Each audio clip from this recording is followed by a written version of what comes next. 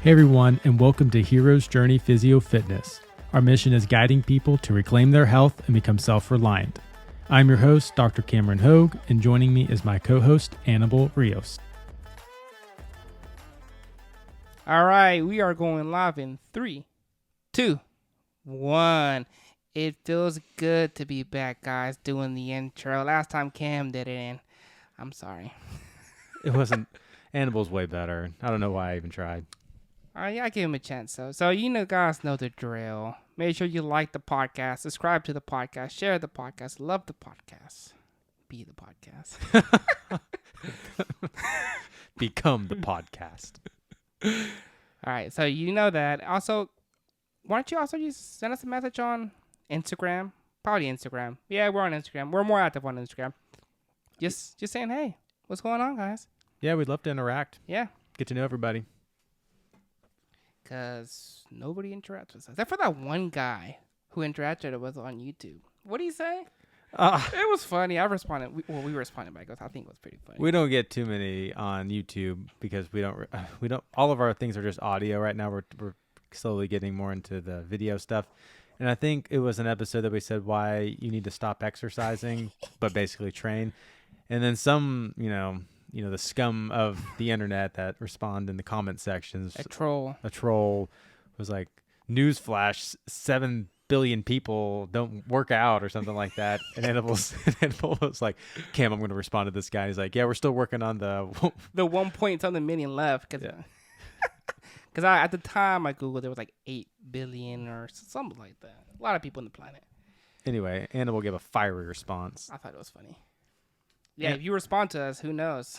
Yeah, you never know what you're going to get. You never know. You might catch Annabelle in a mood. Come out swinging. Annabelle, what are we talking about today, my friend? So for the past, I think for the past year, we've alluded to different methods of, we all want to change. That's the end goal, right? Probably listening to this podcast, hopefully. Yeah, and mostly probably from like a health and fitness standpoint. It's why you're listening to this podcast. And there's so many ways, and people always say this is the way to do it. But the problem is most of us don't stick to whatever that thing may be. Could be a great way. It could be. It could be the best way. But if you don't do it, it doesn't matter. Yes. It may not be the best way for you. So we think our proposal to you is, and we mentioned it in the prior episode, is creating a habit. And what's a habit? It's something that we do every single day. It's like second nature. Maybe at first it starts out as a choice, a decision that you're making. And for instance, when you started driving back in the day, you had to do all these different checkpoints. You had to check your rearview mirror, check your seatbelt, check the, make the music's ready. You want to have the right music playing too when you get into the car. But then after a while, you don't do all that. You do, but you don't realize it. It just becomes second nature. Another good example is you're driving to work. Have you ever just driven to work and you wake up, quote unquote, you're like, how the heck did I even get there? That's a habit. That's a routine. It's engraved into your mind. Sometimes I drive to work and I'm not even trying to go to work because work is like kind of It happens, doesn't it? Yeah.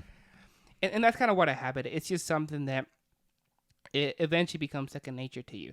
And there's a different reasons why that does occur. But one thing that we talked about last episode, it's you want to prioritize a keystone habit. There's many habits out there, and I don't want to say these are better, but they're a little bit better. Yeah. What are they, Cam? Well, so like in the last episode, we were talking about why diets fail. And then our solution was you need to create a habit, and we gave a few things. So we're gonna go over those today as well. But we think that mastering habits, especially these keystones that we're about to talk about, is the path to lasting change. Absolutely. Not just change for a little bit, like I did the diet and we know within 6 months you probably stop because that's what the research says. But for you to actually have lasting change and get the results that you actually want. So, but a keystone habit is basically one that can cause like a chain reaction, that it influences other things more so than just, putting your socks on in the morning or whatever. Yeah. Or I don't know, there's a lot of other habits that we don't want to discredit other habits, but these have a trickle down effect and they can impact. By doing this, it's been shown that you, for whatever reason, start making other changes in your life because of it. And one of those was, I don't want to use the word exercise because you should be training. Let's go, son. Training. And that can either be lifting weights, walking. We prefer if you start lifting weights. I think that's our preferred method. And then the other one, they listed other ones, but the other one was also food journaling. So like tracking. So by just simply tracking your food, it's shown a lot of positive results that you're automatically going to start making changes. So just by doing any of these two, you're going to see a lot of great results.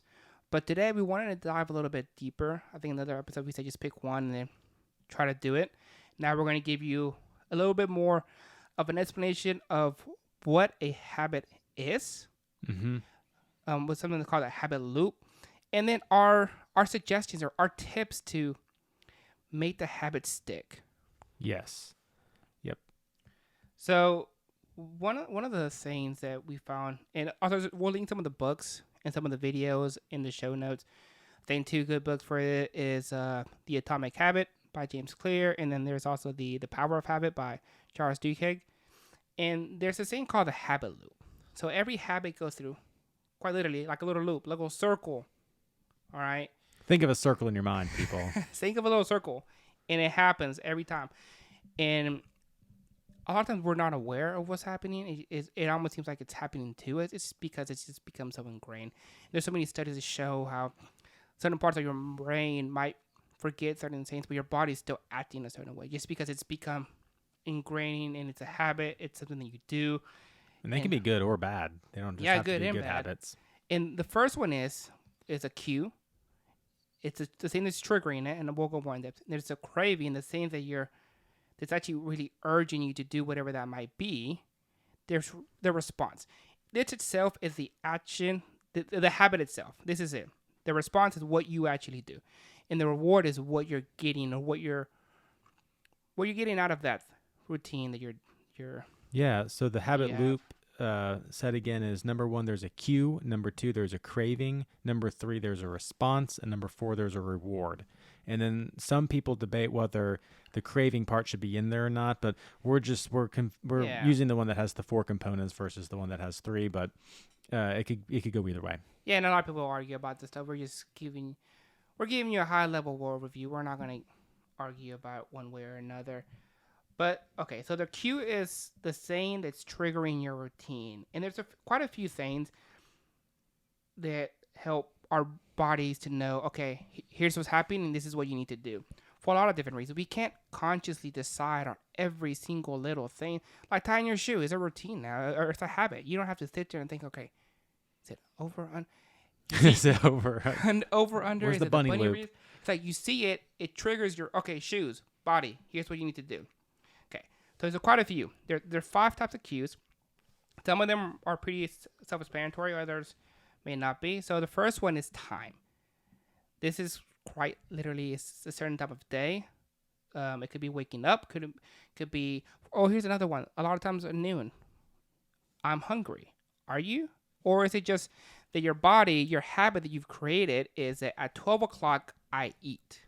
Yeah. I think that was pretty straightforward, right? I mean, I know a good example for me is time in the morning when I wake up. I automatically make coffee, and that's just a habit that I have. And do you think about it? I do not. Like I know it's such a habit. Like I fill it with the water, and then I take my 2 scoops of the coffee, and then that's all that kind of stuff. It is interesting. Once you start noticing, you're like, oh my gosh, like I do this, and I don't even think about it. It can be positive or negatively. It happens. So that one's kind of more straightforward. It's just certain times of day, your body just knows you need to do something. It can cue a behavior. Yeah, it's cueing the behavior. Okay. The other one is a location. It could be like you're in the kitchen or you're, I don't know, maybe in the pantry or you're somewhere specifically. I think the kitchen's a good one because how many times do you just open the fridge? Yeah, I think and then just close it because you were just in the kitchen. So like I have to open the fridge. It's after you open the fridge, I'm like, I'm not even hungry. I'm not even looking for something, but I just automatically open the fridge or open the pantry. So you can think about that. A physical play is if for whatever reason you do something, whatever that might be. And the other one is like an event, a preceding event that's happened. It just triggers a response. So I guess a good one could be your phone buzzes.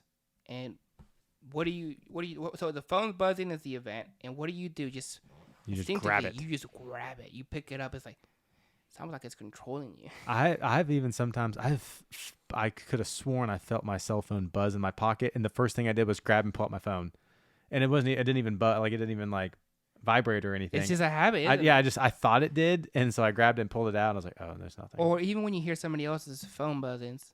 Is that mine? Where's my phone? Do you check? I mean, I check my pocket. Like, no, that's not me.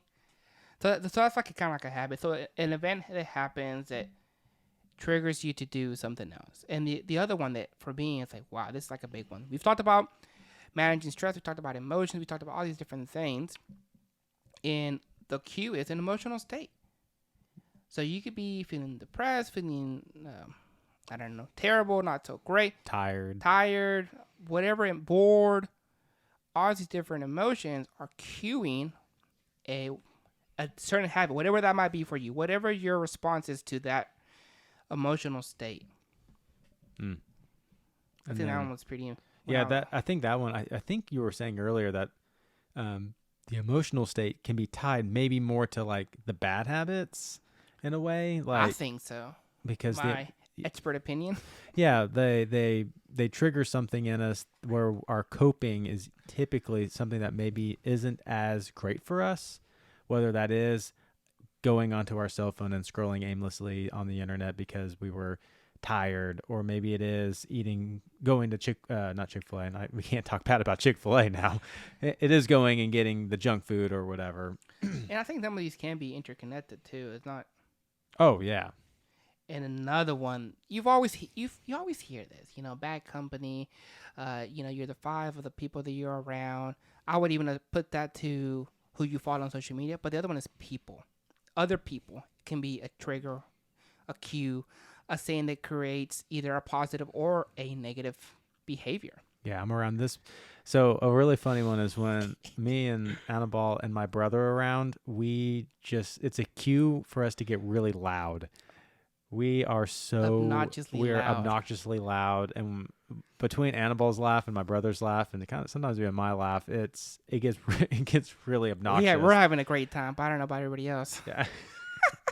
But other people can bring out and cue us for certain behaviors, good or bad. Good or bad, and take that as you will. We'll leave it at that. We're gonna talk more about it in a second. Oh, I do want to bring up. There's this one study from the New England Journal of Medicine that found that if your friends become obese, then your risk of obesity increases by almost 60%, even if your friends live hundreds of miles away. You know what? Now that you said that, I guess it reminded me of this. So whenever you go to like a support group, like a 12-step group, one of the things that they even tell you is you might need to change your environment, who your friends are. I know that sounds brutal, but they may be triggering certain behaviors that you no longer want to do. Yeah, some people are holding you down. So those are the cues. So those are the cues. What's the next one, Cam? So that's the first part. Then the second is the craving. So there is some force, maybe motivational force behind it, maybe the desire that kind of allows us to act. And that's what the craving. And then craving is pretty much just what it sounds like. Yeah, it's some of these are a little bit more straightforward. But we didn't know if there was much research on this, but Annabelle and I were having this interesting discussion about this craving section, and I was curious to think about, like, I wonder, because usually you crave the things you might not need. They may not always be the best ideal for you. So I was wondering, like, can you trick your mind into craving something like healthy? You know what I mean? Or like, I don't know. The craving, like, oh man, I just really want some of that, ginger tea versus a milkshake. I don't know. Maybe. I don't know. We were talking about it. Like, but possibly. I don't know. What's some number? Jedi mind trick. Just over things there. to think about. Yeah. So then there's the cue. Now there's the craving. And the other one is a response, a routine, whatever it is that you actually do. Whenever, so you have your cue, whatever that might be. So you wake up, boom, you're tired, so that's, you're craving energy. So what do? Your response is to make coffee. So the response is whatever you actually do. That one's a little bit more straightforward. What's the last one? The last one is the reward. So it's the actual prize that you're after. And we'll have some examples to kind of walk you through. We got them from James Clear. We'll link the article below so you can read it a little bit more further. But so he said that there's two parts to it that they serve, that at least the reward is. The first is one that it's some sort of satisfaction, and the other one is something that we are Remembering for the future. remembering for the future. Sorry, got a little knot in my throat. Like I think one was tied to like ancestors, and it's like, oh, I Yeah. remember this watering hole, or I remember where I found this type of food, and like so you got the reward. So then that teaches you to like remember that for the future. Oh yeah, it becomes ingrained. That's kind of what keeps leading you back here, whether that's a positive or a negative habit as a whole. So one example that he has a lot of examples, but one that I thought was really interesting is, all right, so you have your cue. You're at work, working your 9 to 5, and then you get an email from that one client. You know who it is. You see that name pop up, you're like, Dadgummit, Debbie. Debbie. So what happens? So that's the cue, emails, right? The craving then is you begin to feel stressed out and overwhelmed. So you want to feel in control. All right, this is a hypothetical scenario and maybe different for you. Okay, so that's the craving. You're feeling some sort of sense of control. All right, so your response is maybe you're a nail biter. So you begin to bite your nails. That's your habit, the response that you're doing. So, okay, so what happens then is then you are seeking some sort of way to reduce your stress. And the nail biting is what's helping you do and that. the nail biting for you specific, and it could be something else for someone. I don't know, maybe it's food, maybe it's insert whatever it is. And there's like a few other examples. I don't know. Do you maybe want to? Yeah, I thought this was a good one because this one actually is kind of more towards me, or like when you hit a stumbling block on a project, whether at home or at work. So then you feel stuck and you feel frustrated. So then you pull out your phone and start checking social media, and that satisfies your craving of feeling stuck and frustrated. So the cue was the stumbling block. The craving was you feel stuck and frustrated. The response was you pull your phone out and you check social media, and then you get some sort of satisfaction. It makes you feel like you did something. Yeah, it makes you feel like you did something that you did nothing at all. That's a big one for me. It's like I'm frustrated about X project. I can't do anything about it. So you start randomly doing other things. I'm like, I accomplished something. I watched a video. What's the video? And there was another one that was from the Psychology Central that I'll briefly read real quick. That I thought it was pretty good. It was talking about the habit loop. So it says, if you want to stop smoking, ask yourself, do you do it because you love nicotine? Could be. Or because it provides a burst of stimulation, a structure to your day, or a way to socialize. There's people who are social drinkers. Okay, and then it says, if you smoke because you need stimulation, studies indicate that some caffeine in the afternoon can increase the odds you'll quit. More than 36 studies of former smokers have found that identifying the cues and rewards they associate with cigarettes and then choosing a new routine that provides similar payoff, a piece of Nicorette, a quick series of push-ups, hey, maybe do some push-ups, or simply taking a few minutes to stretch and relax, makes it more likely they'll quit. So it leads us to the other thing that we want to say from this book, The Power Habit, is the golden rule of habit change. Or do some push-ups for breakfast. You need to start doing push-ups. That's the key. End the episode, guys. All right. So the golden rule is simple. Is keeping the same cue. All right. So whatever is triggering you. You get that email from Debbie. Get that email from Deborah. Call me Debbie. Debbie. And then you keep the old reward. So the reward, again, you're seeking stress relief, okay? So you're still going to get that reward of stress relief. Exactly. So you got the email, you want to seek stress relief, but now you do a new routine. You go and take a 5-minute walk. You just send that email, go out for a little walk, 5-10 minutes, and then come back. and that's going to give you stress relief. Or it could be something else. I don't know. I just think walking. Yeah, Pretty man. great. We're throwing out hypotheticals here. You just Yeah. need to find a better response than the one that you're currently having, and this could be for whatever it is. Whatever it is. You want to substitute. And now some people may debate and say you need to switch everything, but this is just like a golden rule. It's like if you switch the response and keep everything else the same, it should work. It should stick. Should be easier because you're not easier. just eliminating. Well, I guess I got to quit my job so I don't get any emails from Debbie. Yeah. So That's going to provide a whole list of. read the other thing, Cam. Oh, I thought that was pretty good. Yeah, this so is worth reading. Yeah, this is again from James Clear. He said, eliminate the cue and your habit will never start. Reduce the craving and you won't experience enough motivation to act. Make the behavior difficult and you won't be able to do it. And if the reward fails to satisfy your desire, then you'll have no reason to do it again in the future. Without the first 3 steps, a behavior will not occur. With all 4, a behavior will not be repeated. No, without all 4, a behavior will not be repeated. Mm-hmm. So I just thought that was really good. It simplified it. It just simplified the cue, the craving, the response, the reward. And now that you kind of see that, having some self-reflection on whatever you're struggling with or wanting to change, run it through this. Yeah, and I think that's a good example. While we were pursuing the route of habit forming versus just telling you what to do, because I think there's still a lot of people out there who tell you only eat this, only exercise this way, only do that, but it may not be working for you. Yeah. So let's just say you're wanting to create a habit. So you're not trying to modify an old habit or stop a bad habit.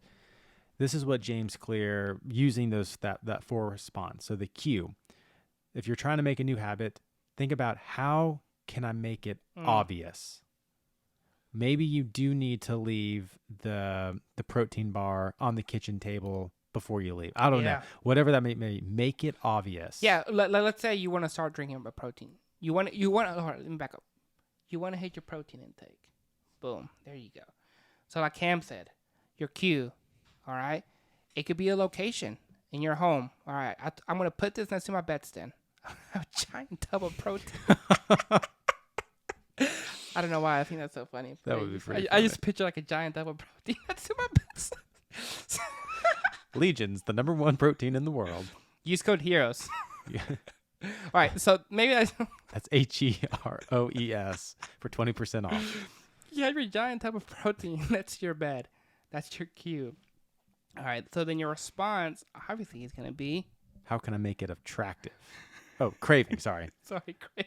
How can you make it attractive? It's a nice big tub. It looks beautiful, gorgeous. Busty. So your response, you want to make it easy. You don't want any friction in the way. So it's easy. Or it's right there. You can even make it the night before. So all you have to do is add milk. It tastes whatever with milk. I was going to say add water, but I don't recommend water. So you add your milk. And the reward is you're going to hit your protein intake. I'm sorry, man. I got the giggles too. When you said the milk thing, I lost it. Okay. Let's bring it around here. Okay. So whenever you're making a behavior change that you're trying to add something new, which most of us are, okay? So 1, make it obvious. 2, make it attractive. 3, make it easy. 4, make it satisfying. Make the reward satisfying, okay? Oh my gosh, I got the giggles. All right. So here are some other tips. That brought a tear to my eye, man. Dang, that funny? Gosh. Wow. I think I was just picturing you with this big old I didn't big old thing of protein on your bedside table. Keeping milk out overnight.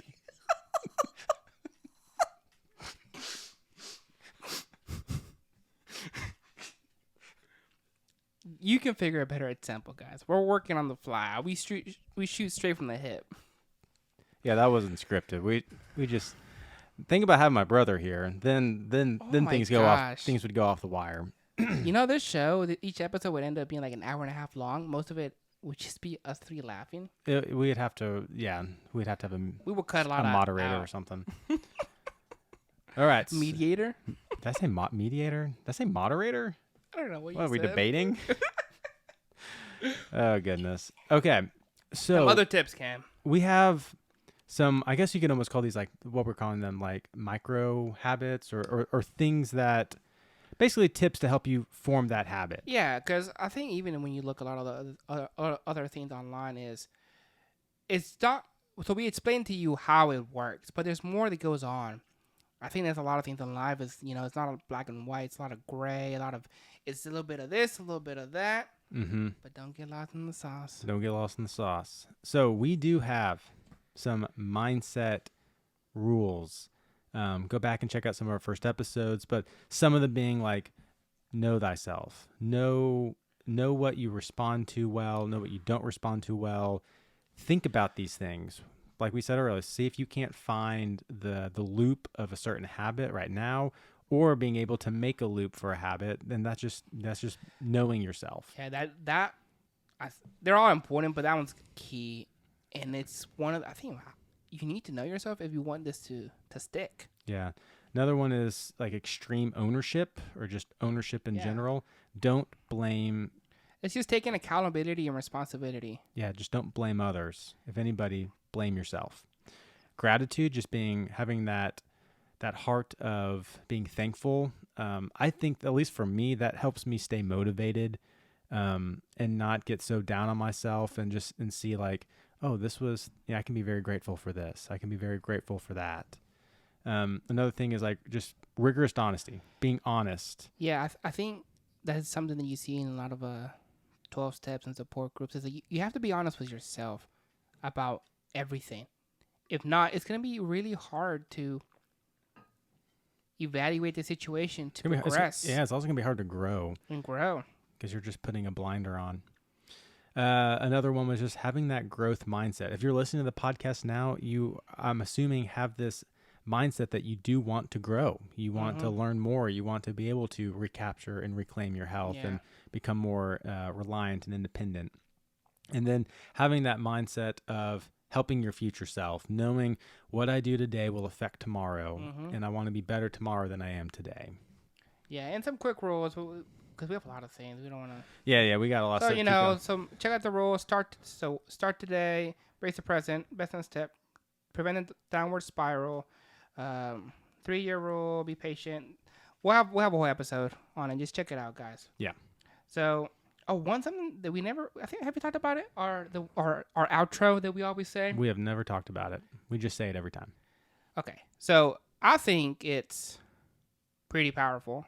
Cam thinks so we always say, remember you're human. Humans mean that you can say enough, that you're able to stop, that you may have flaws, you have limitations, but you also have a lot more growth opportunity. You're able to be kind. So being human is a great thing. And I think sometimes with that is we're seeking perfection. And because of that, it leads to the all or nothing mentality. It leads to optimizing for all the wrong things. You prioritize the wrong things. You ask the wrong questions. But you should seek daily improvement. If you ask the wrong questions, you're going to get the wrong answer. Exactly. But we should be seeking this daily improvement. So not worrying if you consistently do something 100% of the way, but just trying to get better every single day. That should be the aim. Yeah, not all or nothing. 1% improvement every day. Yep. And we've talked about it in this episode. Another thing that we think is needed is the belief that you can change. A lot of people don't believe that they can. I think we linked it in the prior episode. It's just the power of yet. So instead of saying, oh, I don't know how to do this, I've never done that, just say yet. It almost, I think you say what? Adds like that ... Yeah, ... It's like to be continued. It will happen at some point, but not just yet. All right, what's the other one, Cam? So, motivation is a tool. If we become over-reliant on motivation, I think that is not a place we want to be, because that's tying more into like our emotional state than it is like actually making a habit. And then we commit or try. We end up committing to these big, grandiose sayings, like I'm gonna work out twice a day do this change in my diet and then do changes in my sleep and then guess what? You do that for a week and then you don't come back for 2 years. Yeah. So just So, yeah. using motivation as a tool, but don't be becoming overly reliant on it. Yeah, and I think, it's like trying to commit something you can do when you're not motivated, something that we found, I think, mind pump tests pretty frequently. Yeah. And then related to that is don't go cold turkey. Yeah. You have the change you are making be non-invasive. So slow, like Annabelle says, slowly adding these things in. Yeah, what did Brogy say? Like, for instance, you love getting coffee, okay? Maybe switch your coffee type for something that has less calories. That could be something that's not too invasive for you. Maybe something else, something that that, okay, it's a small enough change that will compound over time. Right.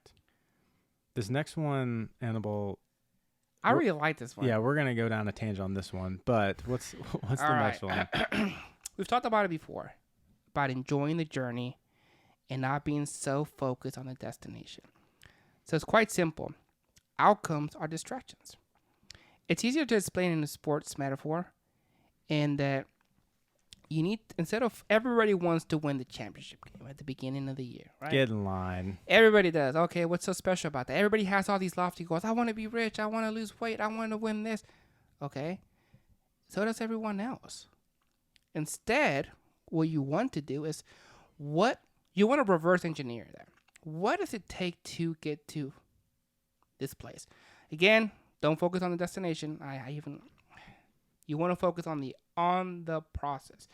So a quote from, I think we have a lot of Tennessee listeners, so hopefully you don't get too mad. It's from Nick Saban. He's a football coach from Alabama. Never heard of her. All right. So he says, outcomes are distractions. Focus on the process on which you have to do to get the outcome is the most important thing you need to do. So essentially is, yes, we're going to get to the weight loss, but what are the steps that I need to take? And let me back up a little further. Maybe you're in a place where you need to take even smaller steps. And all of this is tied together. Instead of trying to change your diet, trying to change your sleeping, trying to change all these different things, it may be too much of a change for you. So this Annabelle and I have this weird thing where if I'm researching something, he's researching something, but we're doing it like we didn't tell each other, or I'll watch a video or I'll watch a movie and not tell him, but he will have watched the same thing, whether it was that same week or the next month. We had both watched this really great interview with Tom Brady. Whether you love him or hate him, this guy named I didn't dislike him, but I didn't really care for him. Yeah, he sat down for like an hour and 45 minutes with this business guy named Patrick Bet-David, and they have this long form interview, and it was really good. We should probably link it in the show notes. It's that good. But one of the things that he was saying is, because the interviewer kept saying, like, come on, you had to have known you were wanting that 4th ring, 5th ring, 6th ring, 7th ring that you won.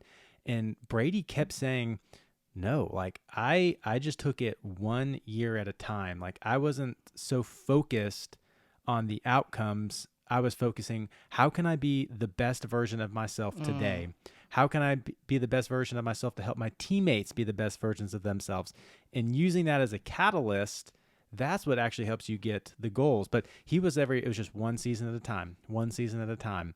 And then another thing he was saying in the interview, which was really good, because he's kind of known for this, I don't know the exact name of this diet and exercise routine that he follows. It's like pliability. Pliability, that's what it is. We haven't really looked into that, so we're not sponsoring that. We're not diet. Yeah, we're not saying go do this. But in his mind's eye, that's what really helped him with his success. But he was saying it started with me just becoming more flexible.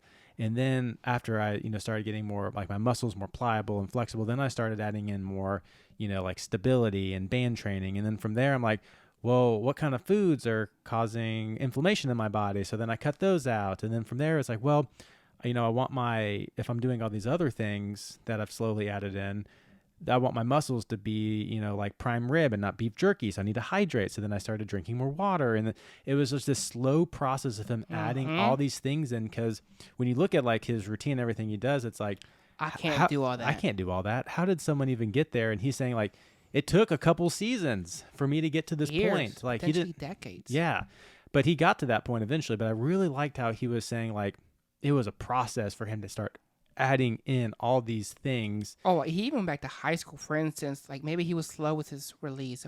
You know, you look at these pro athletes, like they have these routines where they do all these different things, preseason, in season, but they build that a lot of that from like their childhood all the way up until they get to the pros.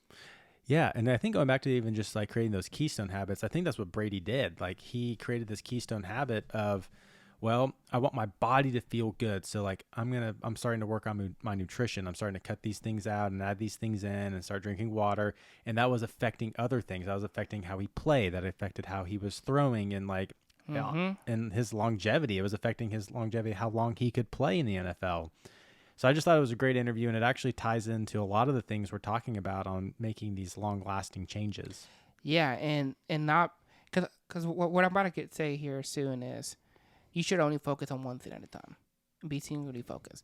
And you're going to say like, oh, but I think even when we were talking with Grant Brogy, he was like, oh, but I want to lose weight, Grant. Like, no, only focus on one thing. And you have to focus on the process, and then you slowly stack. You did this for a while, and it's becoming more easy for you. You have your whole habit loop working in your favor, and like now we can slowly stack and stack and stack and stack and stack, and then you look back and like, oh my gosh, I've completely changed my life. But it started with one thing, and not trying to do it all at once. Yes, I do. I think the singular focus is great because you can make that thing a habit, and then you add the next thing in, and you make that a habit, and then you add the next thing, and then before you know it, you've added so many different positive habits in your life. And this takes time. I know we're saying it kind of quick, but this can be years. Yeah, for people. All right, what's the next one? That was a good interview, by the way. Yeah, we might need to link it in the show notes. You may need to. It's not about wins or losses. It's about the process. All right. Anyways, you want to make a...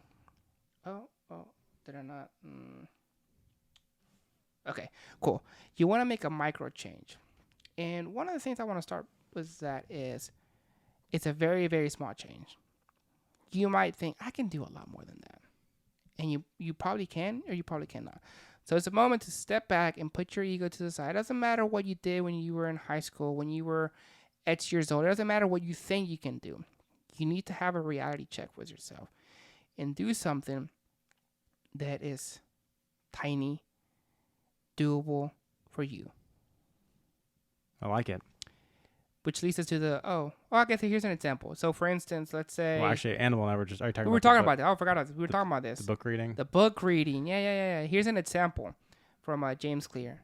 So, so it's kind of like a mindset shift, too. So, everybody wants to say, I want to read more. I want to read a lot more. But you don't know where to start. And then maybe you say, I want to do 4 books per month or this and that. You're like, oh, my God. And then you don't end up doing it. Some people can. There's always the exception to the rule, guys. We're not talking to those. Yeah, instead, maybe you can say, so this is for James Clear. It may be different for you. Again, maybe different for you.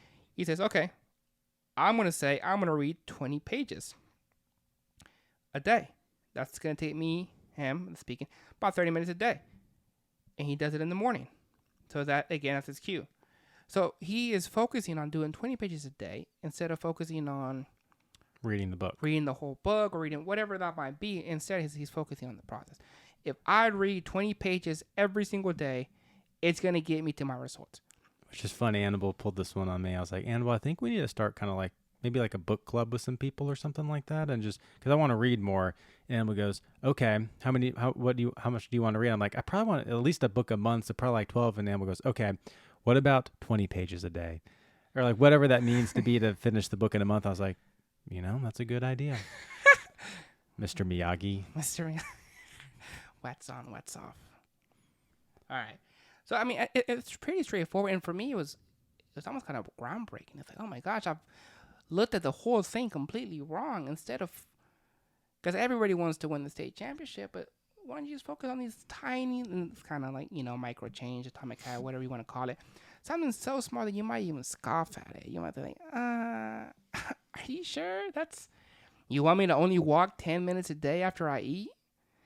I mean, I don't know, but it's these tiny little changes that make a big impact in your life. So something with that is you want to find that sweet spot. It's called James Clear calls it the Goldilocks rule. Not too hot, not too cold, just right. So you want it to be challenging enough to where you're not bored, to where you're not like, yeah, this is too easy. But I'd rather people start on the lower end and then quickly progress it. Did they have Goldilocks in Mexico? I'm sure the book exists, Cam. Okay, I'm just wondering. It has to, right? Yeah, it has to. There's a lot of same stories around the world. They use different language. I don't know what they would call it. It'd be funny if it was something different. It's probably called something different. Now I'm going to have to look it up afterwards. But that makes sense, right? You just find your sweet spot. Mm-hmm. It's easier to build up. It kind of reminds me of like when you get a steak and they tell you can always cook it more, but it's hard to go back. You can't go back. Okay, you can't go back. Unless you get a new steak. It's true, so it's easier to build your way up. So start a little bit lower. What's the next one, Doc? Nurturing. So we want to nurture the habit. So when you first start, things are very fragile, and we must, like, just like a flower or whatever, you need to care for it so it can blossom. But that's an actual thing. You actually do need to spend some time and nurture that habit. And then Annabelle's got a really good quote. He's been on a gladiator kick, but this does apply. I'll let you read it, man. All right. It's a good movie. Top 10 for sure. All right. So there once was a dream that was Rome. You could only whisper it. Anything more than a whisper and it would vanish. Similar to your new habit. It's so fragile, so new. You need to really be singularly focused, care for it. And this brings so many different things into the equation. Like maybe there are people in your life that are like trying to destroy that habit. Unintentionally, yeah. Or maybe intentionally. You never know. Yeah. So that's the part that you need to be aware of as well as you're nurturing this. Like, oh, maybe which is going to lead into the next one. Maybe I need to create an optimal environment for that habit to start forming. Yeah, to blossom. So like maybe you do need to cut out some of the things that are in your pantry. Or maybe you do need to add things into your pantry or set them aside or whatever you need to do. But you do need to now, after you're starting to nurture it, create this optimal environment for it to be able to grow. Absolutely. I think one of the things that I was telling you was the whole watering hole. Talk about that, Cam. A watering hole. So the watering hole, this was by a guy named Alex Hormozy. And he was kind of just saying like he's bad at starting new habits. He's also pretty bad at like keeping some of his like habits. So what he was saying in like the last 10 years, the only small habits that he's been able to stick with came from when he modified his environment. So he identified those things as like watering holes. So like he would say like he'd keep something at his desk or besides his kitchen table or on his bedside, or so he was creating the environment for that habit to actually be able to continue. So whenever he walked into that watering hole, there was a cue. Oh, I think he was talking about sunscreen, wasn't he? Or chapstick? That was something. I forgot about that. Yeah, something. Whatever it was. So there was like, oh, here's my protein shake. I'll have my protein shake with the milk nuts to it. Yeah. All right. We can't bring that up again. We're going to lose it. All right. You want to make it enjoyable because it's really, really hard to keep doing something that you don't like. A lot of the things that I've seen, Cam's seen, is you want to combine this, I hate to say negative, but this new routine with something positive that you enjoy. So maybe let's say you want to start walking more. Well, if we talked about power walking, you need to start walking. And it's something man, I don't like to walk, guys. Well, maybe do it with something you do like. Maybe you like audiobooks, you like podcasts, you like. You know what you should do? You should listen to the Hero's Journey podcast while you go on your walks. Absolutely. I'm creating that habit for you now. And on that walk, you're going to tell multiple people about this podcast. So here's a quote that I want to read to you from Katie Milkman, author of How to Change. Milkman, wow. When we pursue our goals in the ways that are fun rather than the ways that feel more efficient, we actually persist longer and we're more likely to succeed. So you're going to stick with it more. Just make whatever this new habit is more enjoyable. Which ties into the next one about finding a tribe or a partner. Ooh. Like when Annabelle and I work out together, it's a lot of fun. like we have a good time when we work out. Not And only then, that, but I feel like my numbers jump. It's like I do 10% more when I'm here. yeah. And I mean, it could be, you know, like we've had people that have done CrossFit or CrossFit coaches, and maybe that could be your tribe or whatever it might be. The finding a tribe or a partner can make things in that habit more enjoyable. It'll make it sick. So it's like, oh crap. Psychologically, it's like, oh, I see Cam and it's like cute. Like, I need to work out. It just becomes secondhand again. You have those different triggers. And this is something we've kind of already talked about. Yeah, we kind of talked about it in Consistency is not perfection. the past. No. What do we mean by that, Annabelle? So it's not, a lot of times we have this boom or bust, all or nothing. I didn't get it in by a certain time, so, well, time to start next week. It's like, no. What are you doing? Don't do that. Consistency looks very, very different. It's not about perfection. It's sometimes you have to be okay with good enough. Maybe your goal is, the habit you're trying to do is, I don't know, 5,000 steps. And it's towards the end of the day, and you're like, I didn't get any. It's like, what's the point of it? I won't have time to go get 5,000. I won't have time. Okay, get 1,000. Get 2,000. And that's so hard. And that's so, it's psychologically, guys, it's not easy. It's hard for me sometimes too, or there's times where here's another one. I'm working out, and I know that, man, I'm doing this workout, but I only have a certain amount of time. And you know what? Sometimes I'm like, okay, just get halfway through your workout. That's psychologically hard. Yeah. It's just like, well, I got to do the whole thing. It's like, well, something is better than nothing. That's so true. Let's All right. see. What else? You got anything else to add, Dog, before we go into the milestone reminders? No. So just to kind of quickly recap some of these tips. So we've said, believe you can change, use motivation as a tool, but don't rely on it. Don't go cold turkey.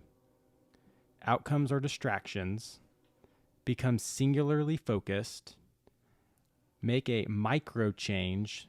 And as Annabelle said, a change so small you could scoff at it. The Goldilocks principle, finding something in that sweet spot. Nurture the habit. Don't let it get crushed like Rome. Create an optimal environment.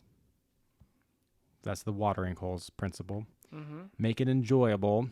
Find a workout partner. Find a find a partner. And then consistency is not perfection. So those are kind of some of the tips. Yeah, and they're all tied together. They really are. They're just different things that we wanted to highlight. And there's way more tips that are out there. How long is this going to take after they start trying to form this habit, Annabelle?